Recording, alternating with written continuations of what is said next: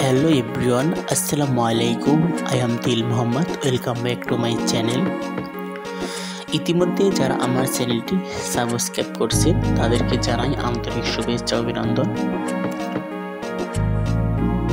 আজকে আমি আপনাদের দেখাবো কিভাবে বুড়ির ডাল দিয়ে গরুর গোশত খুব সুস্বাদু ও মজাদার করে রান্না করে পরিবার সবাইকে নিয়ে খেতে পারেন। তো কি কি উপকরণ লাগবে, কিভাবে রান্না করবেন, সবকিছুই থাকছে আজকের এই এক ভিডিওতে। তো চলুন আর দেরি না করে শুরু করা যাক।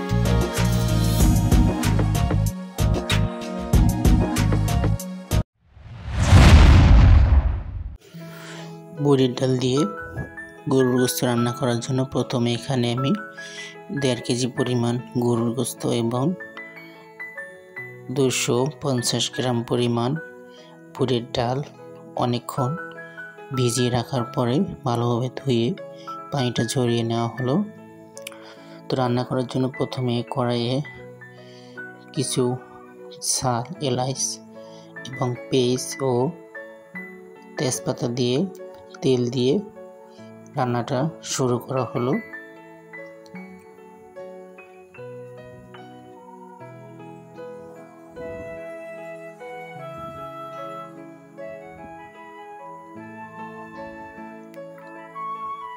পেস্টটা যখন ভাজতে ভাজতে একটু অন্য কালার ধারণ করলো তখন এর ভিতরে দেওয়া হলো কিছু পরিমাণ পানি, কারণ এর ভিতরে এখন বাকি মশলা দেওয়া হবে। দিয়ে দেওয়া হলো সেই গরম মশলা শিলপাটায় বেটে নেওয়া হয়েছে। এরপরে দেওয়া হলো জিরার গুঁড়ো, জিরা বাটা,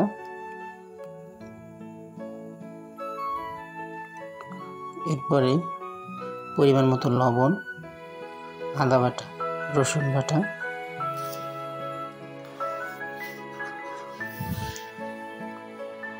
লবণটা অবশ্য একবারে না দিয়ে প্রথমে কিছু দিয়ে শেষে দেওয়াটা উচিত, কারণ একবারে দিলে বেশি হতে পারে। তো এরপরে 1.5 চামচ পরিমাণ হলুদের গুঁড়ো, 2 চামচ পরিমাণ মরিচের গুঁড়ো, ধনিয়ার গুঁড়ো। তো সবগুলো মশলা দেওয়ার পরে এখন এই মশলাটাকে ভালোভাবে তৈরি করে নেব।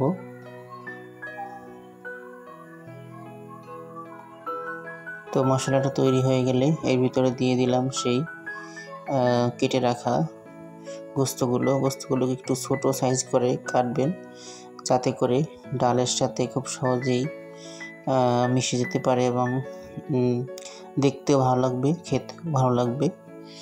বেশি বড় বড় রাখলে অবশ্য স্বাদটা বেশি ভালো হয় না। এখানে মাংসগুলোকে একটু ছোট সাইজ করে কাটতে হবে।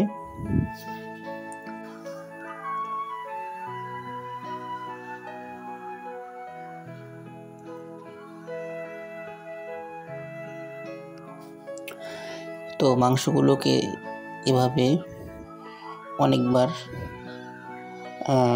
নাড়া দিয়ে দিয়ে ভালোভাবে সময় নিয়ে কষাতে হবে।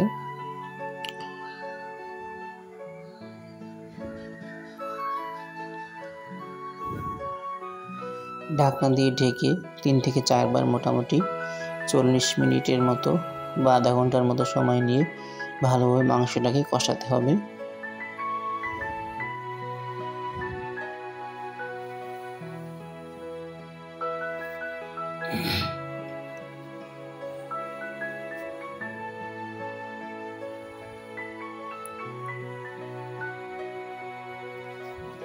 মাংস কষানোর ক্ষেত্রে বারবার একটু নেড়ে দিতে হবে, যাতে নিচে মাংস পাতিলের সাথে লেগে না যায়।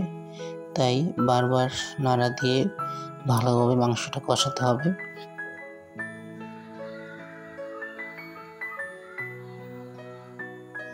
মাংসটা কষানো হয়ে গেছে, এখন এর ভিতরে দিয়ে দেওয়া হলো সেই ডাল ধুয়ে রাখা এবং পানি ঝরানো ডালটাকে দিয়ে দেওয়া হলো। এখন ডালটাকেও ভালোভাবে মাংসের সাথে কষাতে হবে। তবে বুটের ডালটা যদি একটু ভেজে তারপরে ভিজিয়ে রাখা হয় তাহলে কালারটা খুব গাঢ় হয়, দেখতে ভালো লাগে। তবে আমি এখানে না ভেজে জাস্ট ভিজিয়ে রেখেছিলাম 1 ঘন্টা সময় পরিমাণ।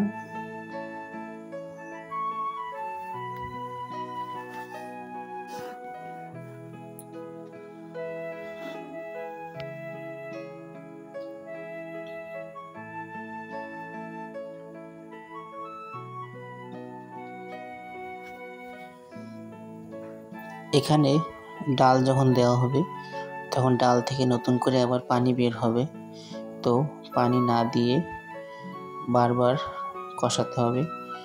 কমপক্ষে 20 মিনিট ধরে কষালে ডালটা ভালোভাবে গোস্তের সাথে কষানো হবে এবং এর গন্ধটা চলে যাবে এবং সুন্দর একটা ঘ্রাণ বের হবে।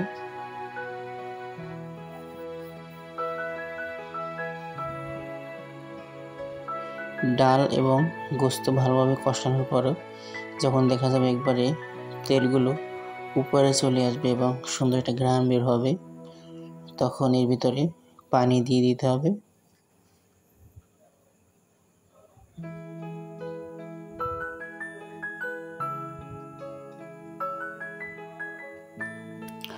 তো দেখতে পাচ্ছেন কষানো প্রায় হয়ে গেছে। তো এখন এর ভিতরে পানি দিয়ে দিব। তো পানি দিয়ে দেওয়া হলো।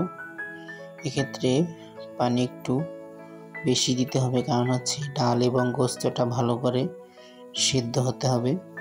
পানি কম দিলে সিদ্ধটা হবে না। তো এখানে পর্যাপ্ত পরিমাণ পানি দিয়ে আবার হাই হিটে অনেকক্ষণ রান্না করতে হবে, প্রায় আরও আধা ঘন্টার মতো সময় ধরে রান্না করতে হবে।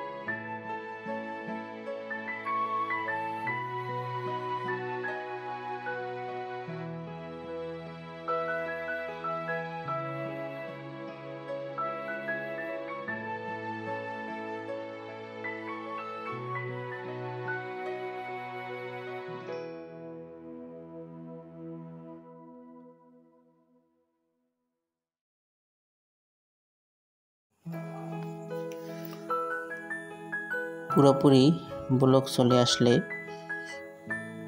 চুলার আঁচটাকে মিডিয়াম করে রেখে দিয়ে ঢাকনা দিয়ে দিতে হবে, যাতে ভালো করে গোস্তটা সেদ্ধ হয় এবং রান্নাটা খুবই সুস্বাদু হয়। এবং শেষে কয়েকটা কাঁচামরিচ দিয়ে দিতে পারে, যাতে করে একটা ফ্লেভার আসবে এবং খেতে খুব সুস্বাদু হবে। তো প্রথমে গরম মশলা দেওয়া হয়েছিল শিলপাটায় বেটে। এখন কিছু পরিমাণ গরম মশলা দিব, সেটা হচ্ছে গুঁড়ো করা গরম মশলা, যেটা চাইলে আপনারা দিতে পারেন বা নাও দিতে পারেন। তবে এই গুঁড়ো করা গরম মশলা দিলে রান্নার স্বাদটা আরও বেশি বাড়িয়ে দেয় এবং খেতে আরও বেশি সুস্বাদু লাগে।